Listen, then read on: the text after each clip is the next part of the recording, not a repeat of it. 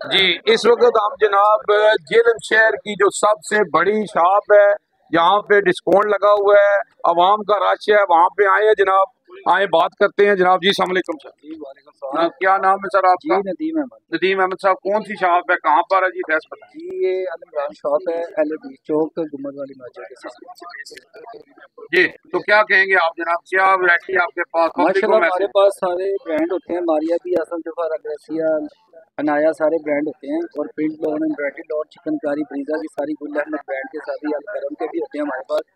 और अल्हम्दुलिल्लाह आप देख रहे हैं कि माशाल्लाह ईद की रंगों रंग जो है ना खरीदारी हो रही है यहाँ पे। और बाजी बड़े जोशो खरोश से शॉपिंग कर रही है यहाँ पे। और माशाल्लाह देखें आप, हर किस्म की कैटेगरी की वैरायटी हमारे पास होती है, रेशमी से लेके, सूती से लेके, रेडीमेड से लेके, ऑलमोस्ट ऑल राउंडर चीज़ें होती हैं हमारे पास। तो कुछ कहेंगे जनाब अपना? बस यही तो है कि बस जनाब आप आए, हमारी शॉप पे आए और अल्हम्दुलिल्लाह फैमिली को साथ में लेके आए।